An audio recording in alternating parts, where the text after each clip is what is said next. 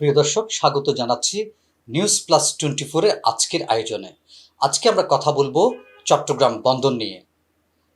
বাংলাদেশের অর্থনীতির অন্যতম লাইফলাইন হচ্ছে চট্টগ্রাম বন্দর। দেশের আমদানি রপ্তানির প্রায় 80% পরিবাহিত হয় চট্টগ্রাম বন্দর দিয়ে। চট্টগ্রাম বন্দরকে আধুনিকায়নে এর আগে বিভিন্ন সরকারের আমলে বিভিন্ন উদ্যোগ নেওয়া হয়েছিল। বর্তমান অন্তর্বর্তী সরকারও এই বন্দর কার্যক্রমকে গতিশীল করার উদ্যোগ নিয়েছে। এর মধ্যে বন্দরকে কিভাবে আরও গতিশীল করা যায়, বন্দরের ব্যবসা বাণিজ্য কিভাবে বাড়া যায়, বিনিয়োগ বাড়ানোর বিষয় নিয়ে বন্দর এলাকা পরিদর্শন করেছেন বিডার নির্বাহী চেয়ারম্যান আশিক চৌধুরী এবং সরকারের ঊর্ধ্বতন কর্মকর্তারা তার সাথে ছিলেন। তিনি বন্দরের অভ্যন্তরে অপারেশনাল কার্যক্রম সহ বন্দরকে ঘিরে যে নতুন সম্ভাবনা তৈরি হয়েছে তিনি সেটি দেখেছেন। বে টার্মিনালের জায়গা পরিদর্শন করেছেন। এছাড়া লালদিয়া চরেও তিনি ঘুরে এসেছেন। দেখেন, যেহেতু আমাদের এই পুরা লং টার্ম অ্যাম্বিশন যেটা, যে বাংলাদেশকে আমরা গ্লোবাল ফ্যাক্টরি বানাতে চাই, সেটার সবচেয়ে প্রাইমারি ফ্যাক্টর কিন্তু হচ্ছে, বা সবচেয়ে বড় ইনগ্রেডিয়েন্ট হচ্ছে পোর্ট ক্যাপাসিটি। পোর্ট ক্যাপাসিটি না থাকলে আপনি কিছু করতে পারবেন না, এটা তো আমরা সবাই জেনারেলি এগ্রিড। এবং যেহেতু আমাদের পোর্ট ক্যাপাসিটি লিমিটেড, আমাদের পোর্ট ক্যাপাসিটি কিন্তু শুনে মনে হয় যে আমরা 6 গুণ করে ফেলবো, বাট সেই 6 গুণ করার পরেও আমরা ভিয়েতনামের ধারের কাছেও যাব না। ভিয়েতনামে টোটাল 44 পোর্টস, আমাদের এখানে হবে হচ্ছে গিয়ে 5টা বা 6টা পোর্ট, রাইট? মাতারবাড়ি ধরে যদি আপনি হিসাব করেন, মংলা ধরে হিসাব করেন, সো পোর্ট ক্যাপাসিটি আমাদের স্টিল লিমিটেড।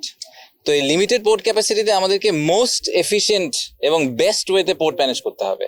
তো বেস্ট ওয়েতে পোর্ট ম্যানেজ আপনি কিভাবে করবেন? বেস্ট অর্গানাইজেশন দিয়ে করাবেন, রাইট? তো ওয়ার্ল্ডের যারা টপ পোর্ট অপারেটর, তাদেরকে আনার আমাদের মূল উদ্দেশ্য হচ্ছে যে আমাদের যেহেতু আমাদের ল্যান্ড লিমিটেড, আমাদের ক্যাপাসিটি লিমিটেড, সেই লিমিটেড ক্যাপাসিটিকে যাতে আমরা বেস্ট ইউটিলাইজ করতে পারি। ঠিক আছে? সো এই এফিসিয়েন্সির কথা যে আপনি বলছেন, আমি এক্সপার্ট না, আমাকে পোর্ট চালাতে দিলে এই পোর্ট ফেল করবে, কিন্তু যারা এক্সপার্ট তাদেরকে দিয়ে চালাতে দিলে আমি প্রিটি কনফিডেন্ট যে এখানে প্রোডাক্টিভিটি, এফিসিয়েন্সি বাড়ানো সম্ভব।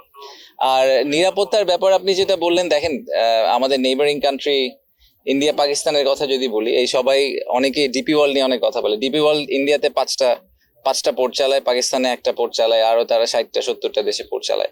In fact majority of the global port operators তাদের নিজেদের দেশে হয়তো 1-2টা পোর্ট চালায়, কিন্তু গ্লোবালি তারা আরো 60-70টা দেশে পোর্ট চালায়। তো কারোই সিকিউরিটি কনসার্ন হয় না, আমাদের এখানে সিকিউরিটি কনসার্ন হয়ে যায়। এটা দ্যাটস আনফরচুনেট। আমার মনে হয় যে I have a lot of trust in Bangladesh navy. আমি শিওর যে ওনারা জানেন যে আমাদের যে নেভাল সিকিউরিটি বলেন বা মেরিটাইম সিকিউরিটি, ওটা কিভাবে ওনাদেরকে হ্যান্ডেল করতে হবে।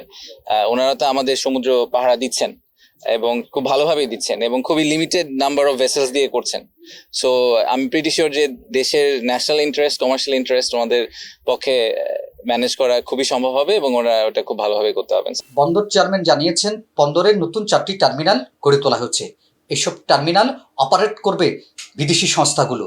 এর মধ্যে 2টি সংস্থাকে অপারেশনাল কার্যক্রম পরিচালনার জন্য অনুমোদন দেওয়া হচ্ছে বলে জানিয়েছেন চট্টগ্রাম বন্দরের চেয়ারম্যান। যে আমাদের এক্সিস্টিং যে পোর্টটা আছে, এটা আসলে রিভার পোর্ট। এখানে আমাদের জোয়ার ভাটার উপর নির্ভর করতে হয় এবং বড় জাহাজ আসতে পারে না।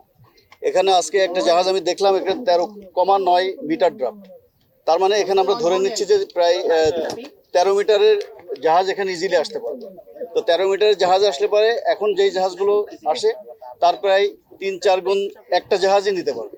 এতে আমাদের পরিবহন কস্ট কমে যাবে এবং একই সাথে আমাদের এফিসিয়েন্সি বেড়ে যাবে। আমরা দ্রুত এখান থেকে ডাইরেক্ট ফিডার পোর্ট হিসাবে অপারেট করতে পারবো এবং রিজিওনাল যে কানেক্টিভিটি সেটাও আমরা এখানে করতে পারবো। এই আর কি, আমাদের এখানে 4টা টার্মিনাল আমাদের প্ল্যান। ইনিশিয়ালি আমাদের 3টা অ্যাপ্রুভ হয়েছে, যেটা আমরা করব। টার্মিনাল 1 যেটা পিএসএ সিঙ্গাপুর করবে, টার্মিনাল 2 যেটা ডিপি ওয়ার্ল্ড করবে, এবং টার্মিনাল 3 আমরা ওপেন টেন্ডারের মাধ্যমে করব, যারা কমপ্লিট করে আসতে পারে। আর একটা টার্মিনাল আমরা এনার্জি টার্মিনাল, ওটা প্ল্যানে রেখেছি। এটা ভবিষ্যতে আমরা স্টার্ট করে তারপরে এটা আমরা হয়তো বাস্তবায়ন করব। আমরা আশা করব সরকার সেই বন্দরকে কার্যক্রমকে আরো গতিশীল করবে, বন্দর উন্নয়নে নতুন নতুন প্রকল্প গ্রহণ করবে। আর এই বন্দরের মাধ্যমে বাংলাদেশের অর্থনীতির অগ্রযাত্রা আরো সামনে এগিয়ে যাবে, বদলে যাবে চট্টগ্রাম সহ পুরো বাংলাদেশ। আজ এ পর্যন্ত। সাথে থাকুন নিউজ প্লাস 24 এর সাথে। আগামীকাল কথা হবে অন্য কোনো বিষয় নিয়ে।